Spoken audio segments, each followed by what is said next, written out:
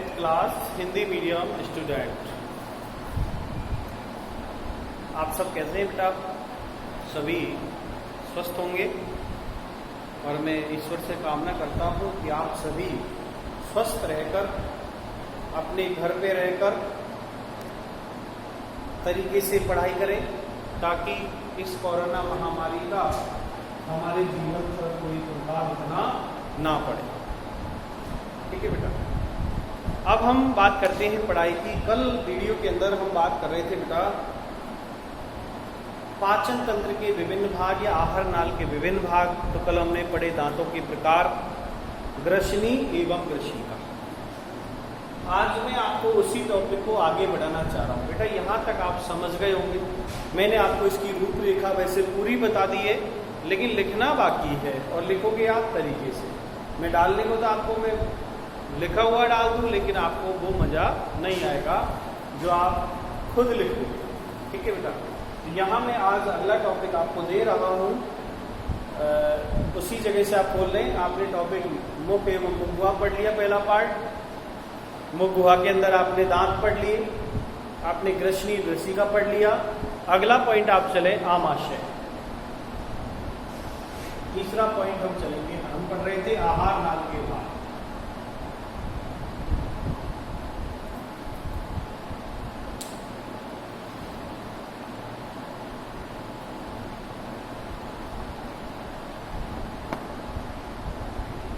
हम बात कर रहे थे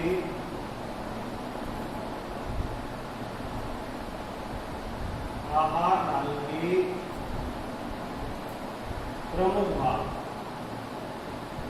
तो बेटा आपने पहला पढ़ लिया था नंबर 1 मुख व मुखगुहा।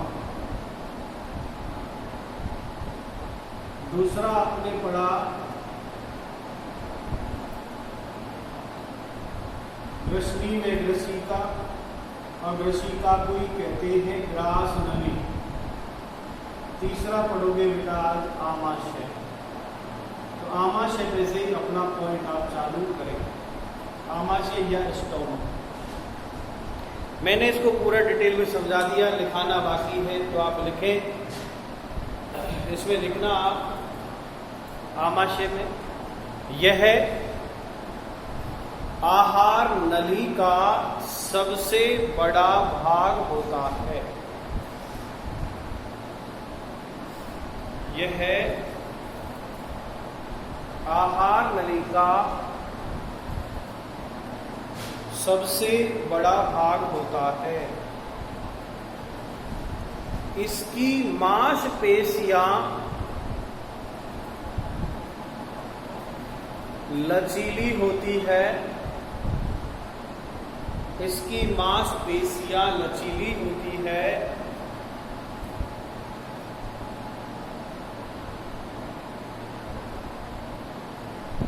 जिसमें 1 से लेकर 3 लीटर, जिसमें 1 से लेकर 3 लीटर भोजन समाहित हो सकता है। समाहित हो सकता है।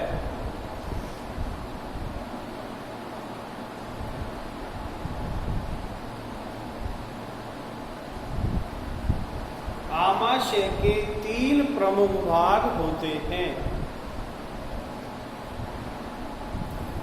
आमाशय के 3 प्रमुख भाग होते हैं।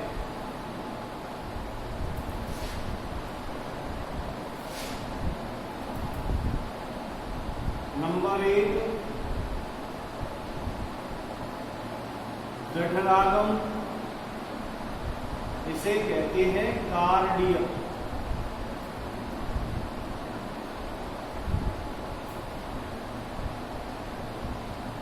और दूसरा होता है फंडिस।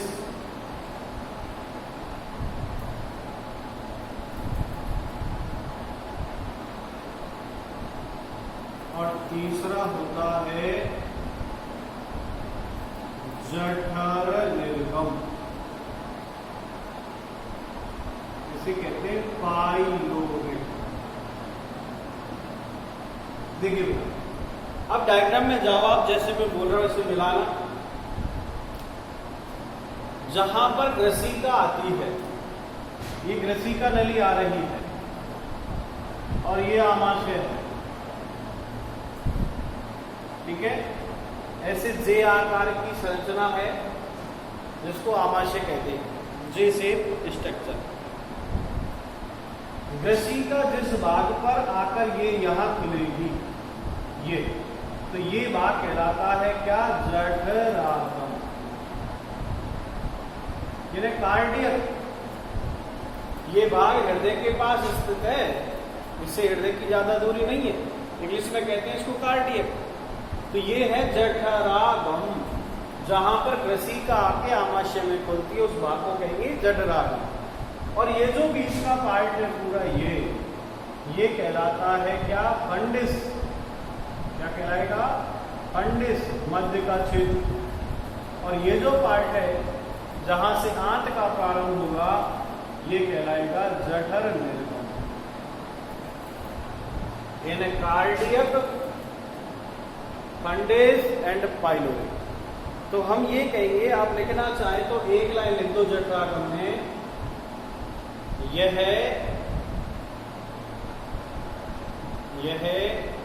आमाशय का ग्रसिका से जुड़ने वाला भाग है।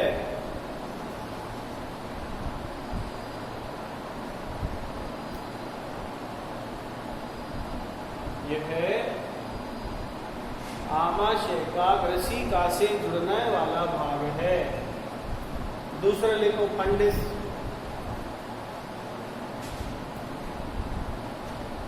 यह आमाशय का बड़ा मध्य क्षेत्र है।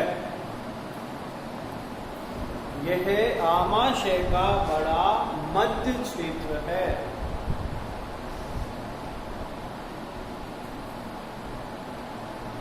और तीसरे में लिख देना जठर निर्गम में, यह आमाशय का अंतिम पार्ट है जो छोटी आंत से जुड़ता है, जो छोटी आंत से जुड़ता है।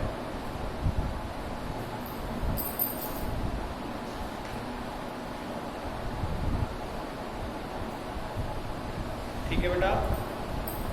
अब हम बात करते हैं किसकी? छोटी आंत। चौथा पार्ट छोटी आंत,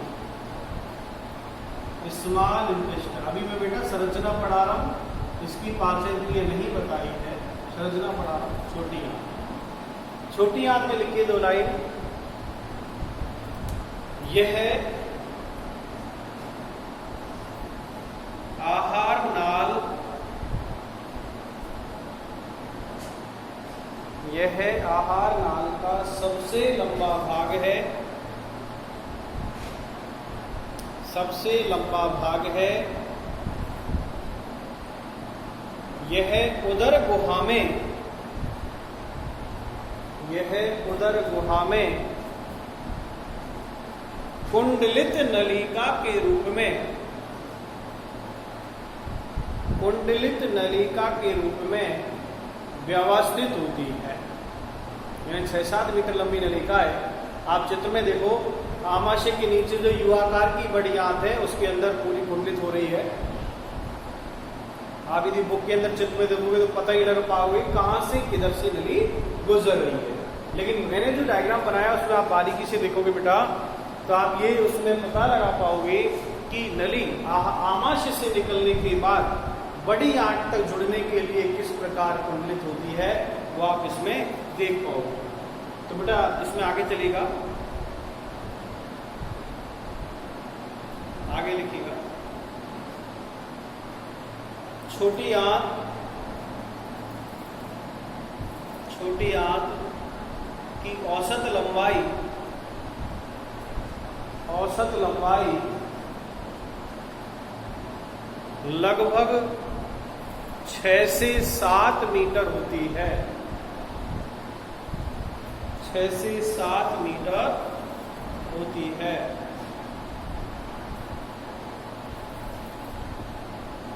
आहार नली में छोटी आंत के द्वारा, यदि हम देखें बेटा डाइजेशन प्रक्रिया, तो आहार नाल में छोटी आंत के द्वारा सर्वाधिक पाचन क्रिया होती है। सर्वाधिक पाचन क्रिया होती है।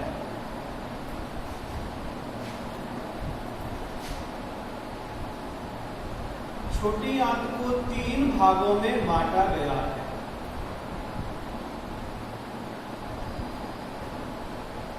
छोटी आंत को 3 भागों में बांटा गया है। नंबर 1, देखो छोटी आंत के भी भाग आप चित्र में देखिए, जहां पर आमाशय से नलिका निकलेगी। आमाशय से जैसे ही युवाकार की नली घूमती है बेटा, ये वाली, तो जैसे ही आमाशय से युवाकार की नली घूमी, इसको कहते हैं ग्रहणी। क्या कहेंगे इसको? ग्रहणी। इंग्लिश में कहते हैं ड्यूडोनम। ग्रहणी को अंग्रेजी में कहते हैं ड्यूडोनम। और इस ग्रहणी यानी जो युवाकार की नली है, ये युवाकार की नली बड़ी आंत को भेदती हुई, बड़ी आंत से गुजरती हुई जब कुंडलित हो जाती है, तो उस कुंडलित रचना को, जैसे यहां से निकली ये नली और यहां आकर ये कुंडलित हो जाती है, तो इस कुंडलित रचना को कहते हैं जेजुनम, यानी अग्र क्षुद्रांत। तो जहां पर ये नली आकर कुंडलित होती है, उस भाग को कहते हैं अग्र क्षुद्रांत। अग्र क्षुद्रांत को अंग्रेजी में कहते हैं बेटा जेजुनम। जेजुनम यानी इसके 3 पार्ट हैं। 3 part of small intestine, duodenum, jejunum and ileum. तो ग्रहणी आमाशय से जो जुड़ने वाली नलिका है, इसके बाद की कुंडलित नलिका को कहेंगे जेजुनम। और जो छोटी आंत का अंतिम पार्ट है, जो बड़ी आंत से जुड़ेगा, उस पार्ट को कहते हैं बेटा इलियम, या उसको कहते हैं क्षुद्रांत। जहां पर ये मान लो ये बड़ी आंत है, तो इस बड़ी आंत से आकर जो हिस्सा जुड़ेगा, ये हिस्सा कहलाएगा क्षुद्रांत। ठीक है? तो इसके 3 पार्ट है, तीनों पार्ट लिखेंगे। नंबर 1 ग्रहणी, ठीक है, और दूसरा पार्ट है अग्र क्षुद्रांत,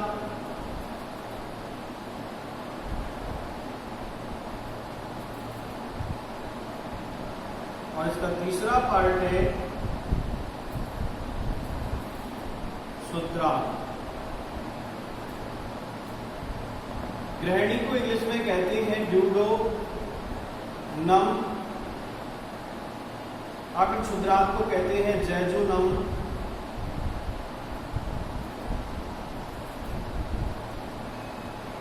और क्षुद्रांत को कहते हैं इलियम। इलियम।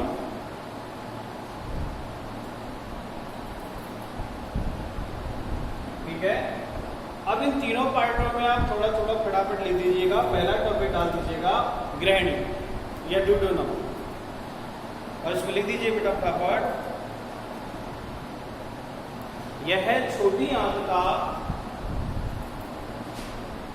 पहला भाग है। यह छोटी आंत का पहला भाग है जो आमाशय से जुड़ता है। जो आमाशय से जुड़ता है। इसी भाग से यकृत ग्रंथि निकलती है। यकृत ग्रंथि निकलती है।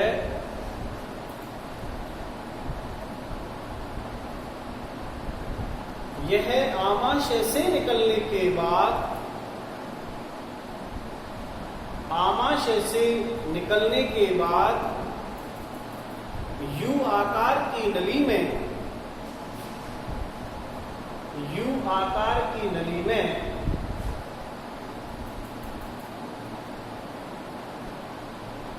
बदल जाती है।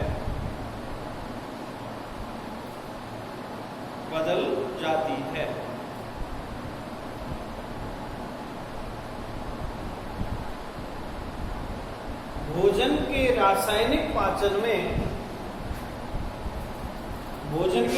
पाचन मतलब यहां पर विभिन्न प्रकार के रसायन एंजाइम काम आते हैं। भोजन के रासायनिक पाचन में इसकी महत्वपूर्ण भूमिका है।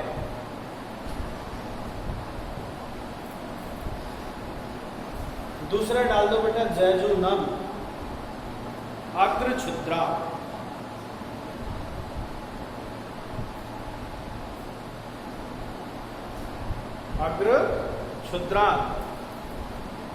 इसमें लिख दीजिएगा बेटा, यह छोटी आंत का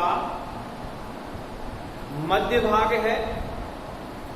जो सबसे ज्यादा कुंडलित है वो यही भाग है। यह छोटी आंत का मध्य भाग है। यहां ग्रहणी में पचे हुए भोजन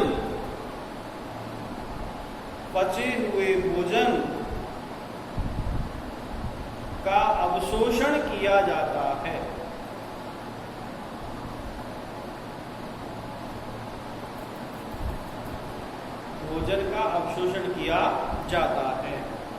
तीसरा पार्ट डाल दो बेटा क्षुद्रांत या इलियम।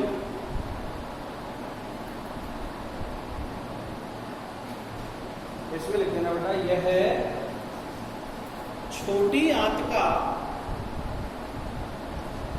छोटी आंत का अंतिम भाग है जो बड़ी आंत में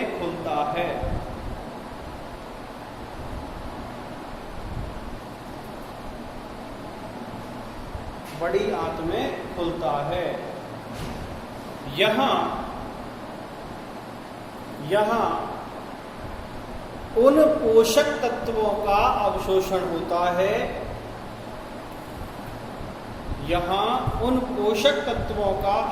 होता है। जिनका अवशोषण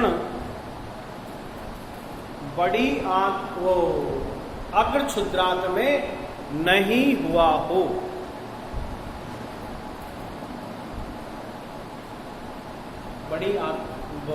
अग्रछुद्रांत में नहीं हुआ हो। देन नेक्स्ट, छोटी आंत के जैसे 3 पार्ट है, इसी तरह बेटा इसके बाद का जो टॉपिक है वो है बड़ी आंत, यानी लार्ज इंटेस्टाइन।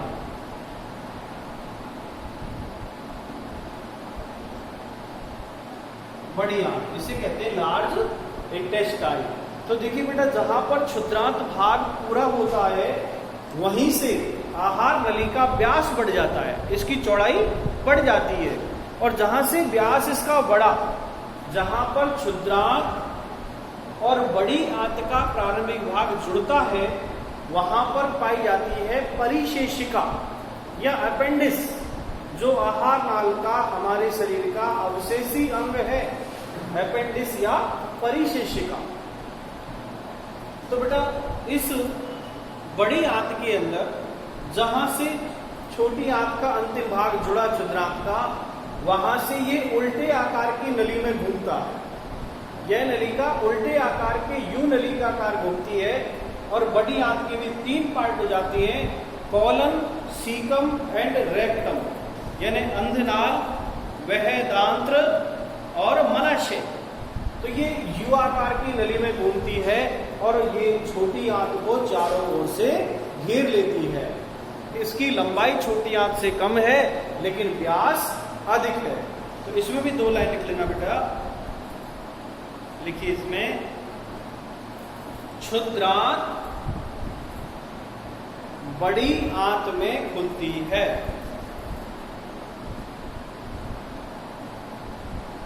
बड़ी आंत में कुछ विशेष प्रकार के जीवाणु, बड़ी आंत में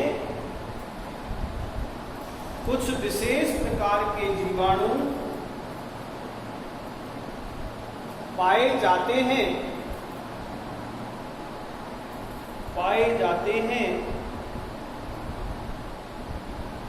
जो अपाचित भोजन को, यानी जिस भोजन का पाचन नहीं हुआ छोटी आंत में, तो जो अपाचित भोजन है उसकी किण्वन क्रिया करेंगी। किण्वन का मतलब होता है भोजन को सड़ाना, भोजन का सरलीकरण करना। तो जो काम छोटी आंत में नहीं हुआ, ठीक है, जो भोजन अवशोषित नहीं हो सका, वह अपाचित भोजन बड़ी आंत में आ जाता है। तो यहाँ पर जीवाणुओं के द्वारा उसकी किण्वन क्रिया होती है, उसका सरलीकरण कर लिया जाता है। तो आप लिखेंगे यहाँ पर कि जीवाणुओं के द्वारा अपाचित भोजन की किण्वन क्रिया, फर्मेंटेशन, किण्वन क्रिया होती है।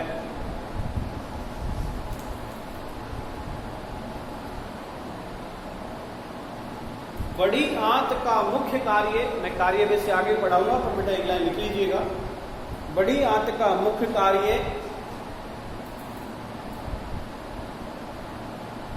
जल एवं खनिज लवण का अवशोषण करना होता है, अवशोषण करना होता है, तथा अपाचित भोजन को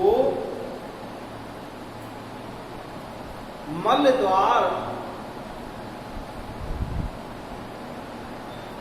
द्वार से उत्सर्जित करना है।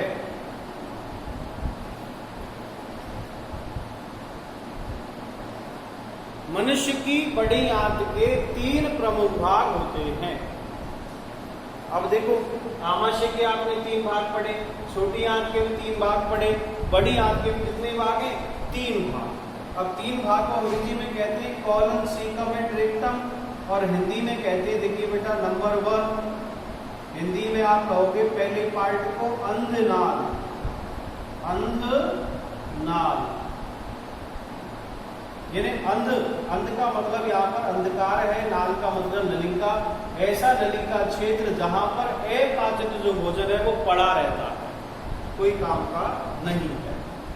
इसका दूसरा पार्ट है बृहदान,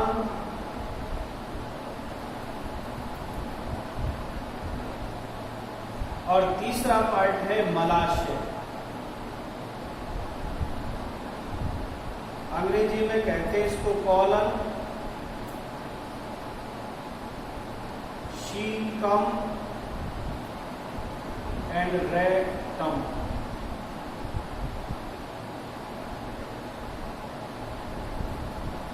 तो पहला पार्ट डाल दीजिए बेटा, अंधनाल।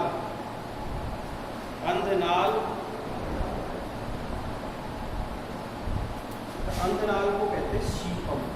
बेटा लिखा दो,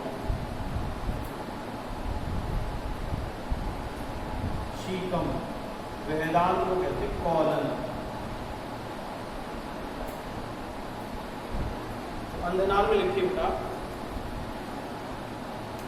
यह भाग क्षुद्रांत से जुड़ा होता है, यह भाग क्षुद्रांत से जुड़ा होता है।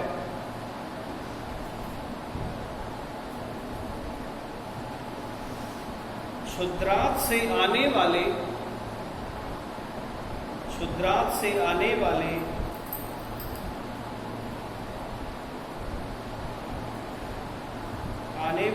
पाचित भोजन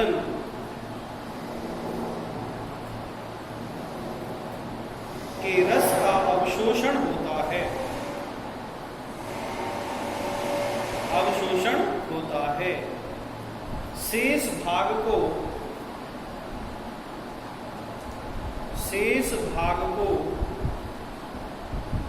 वह दांत्र में पहुंचा दिया जाता है, पहुंचा दिया जाता है।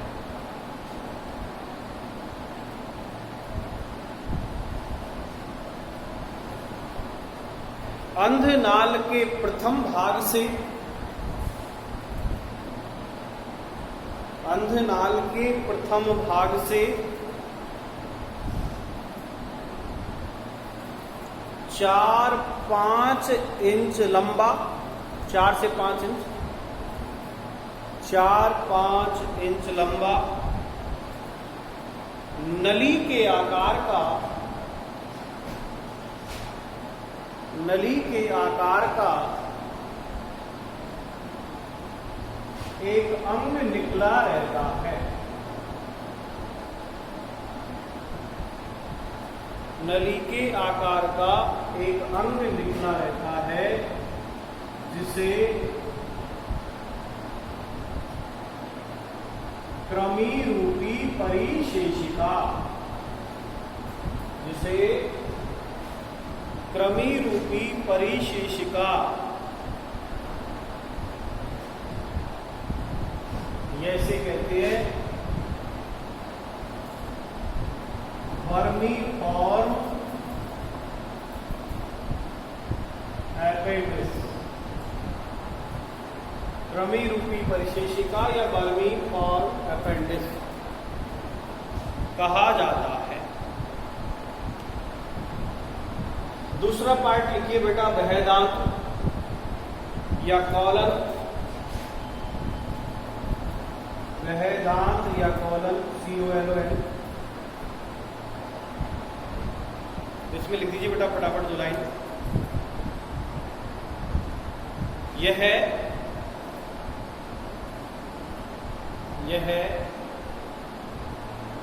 अंधनाल के आगे का भाग होता है, यह अंधनाल के आगे का भाग होता है जिसका आकार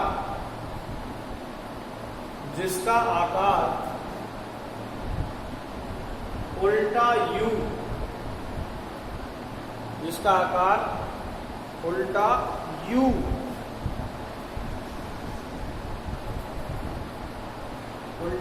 के रूप में होता है। इसकी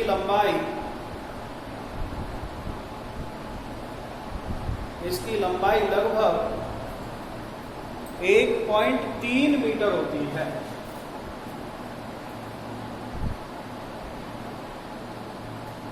इसकी लंबाई लगभग 1.3 मीटर होती है। तीसरा पार्ट लिख देना, मलाशय या रेक्टम, मलाशय या रेक्टम लिख दीजिए इसमें। यह बड़ी आंत का अंतिम भाग है, यह बड़ी आंत का अंतिम भाग है।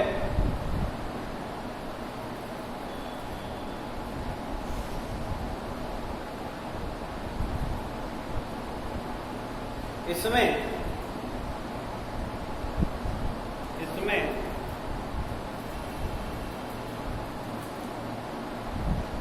अपशिष्ट पदार्थ, इसमें अपशिष्ट पदार्थ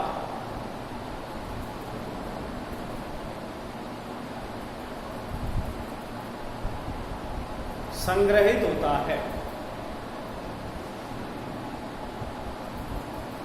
संग्रहित होता है।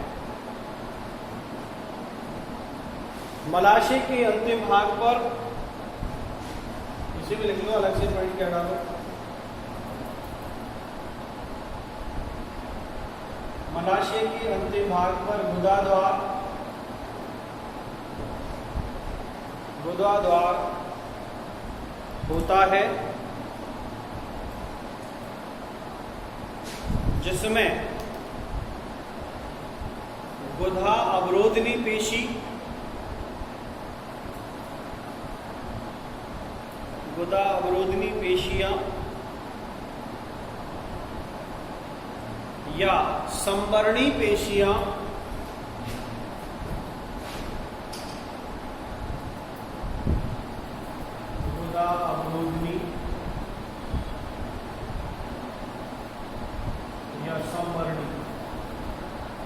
पेशियां पाई जाती है जो मल त्याग को आसान करती है, जो मल त्याग को आसान करती है। तो देखो बेटा, हमने इस आहार नाल के प्रमुख जो भाग है, कंप्लीट भाग पढ़ लिए हैं। पाचन तंत्र की संरचना हमने पढ़ ली है। अब हमें पढ़ेंगे आहार नाल के अलावा दूसरा भाग है पाचन ग्रंथि। तो आहार नाल से 3 प्रकार की पाचन ग्रंथि जुड़ी है। लार ग्रंथि, यकृत और अग्नाशय, जिसके बारे में कल आपसे मैं डिटेल बात करूंगा।